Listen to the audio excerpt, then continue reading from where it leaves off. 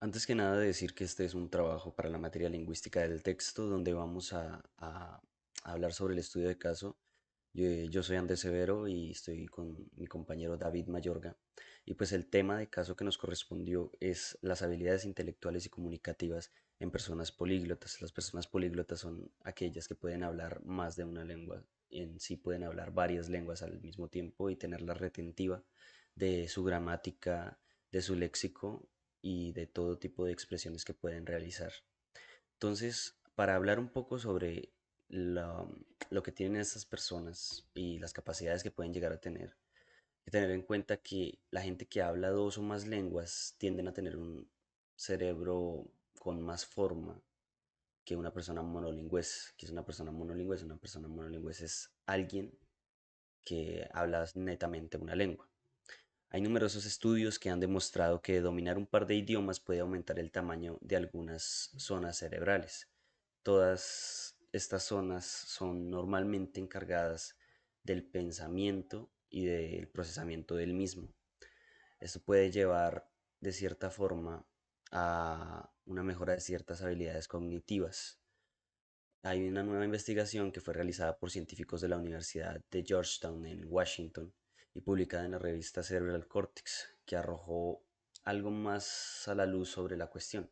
Y es que los políglotas tienen más materia gris en las áreas encargadas de la atención y de la memoria a corto plazo, por lo que una persona monolingüe es, o sea, más que una persona monolingüe. Esto se debe al control que el cerebro puede ejercer al mezclar eh, todas estas lenguas en la parte cerebral, a tener retentiva de ellas, sin embargo, no juntarlas entre sí.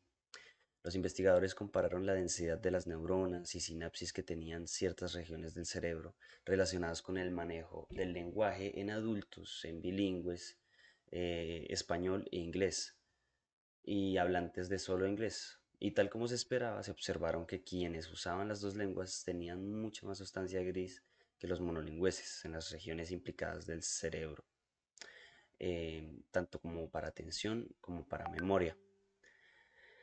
Se cree que el concepto de coeficiencia intelectual como valor absoluto para dividir las personas en inteligentes o no en función de estándares y lo que es en realidad es insuficiente como para abarcar algo tan complejo y como para medir la inteligencia humana.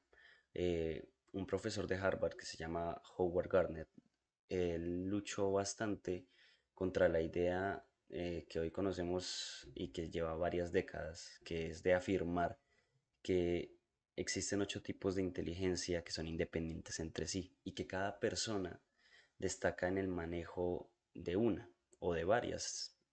De ese modo, una persona que no sabe resolver una ecuación puede tener un cambio, una capacidad, orientación, como por ejemplo ser un genio en la música o simplemente tener grandes habilidades interpersonales. Así es como la inteligencia no se ve como un concepto único, sino como algo octaedro.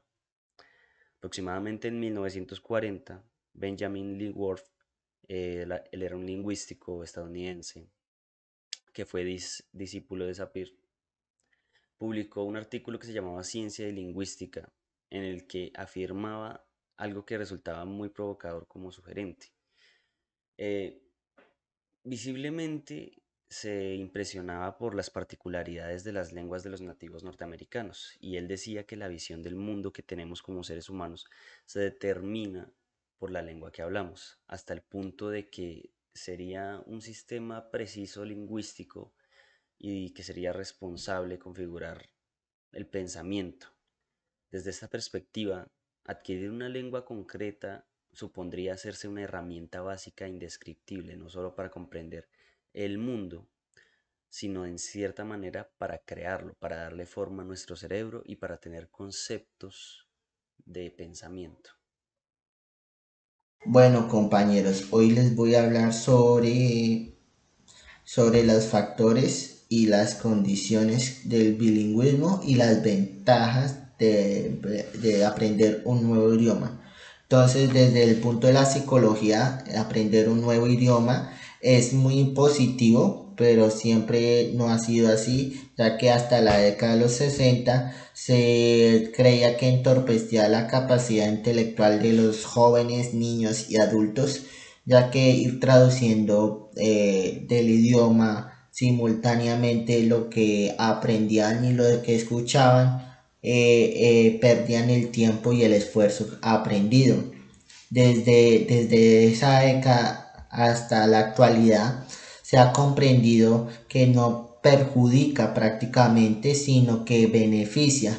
Los beneficios no se manifiesta prácticamente en los pequeños, sino también en los adultos, ya que aprender una nueva lengua frena el deterioro cognitivo, también en los factores y las condiciones del bilingüismo. Según un estudio de Nasi y Cole en el 2009, que se realizó estudios en bebés de 6 meses con técnicas de filtrado para corroborar la precocidad de estos infantes.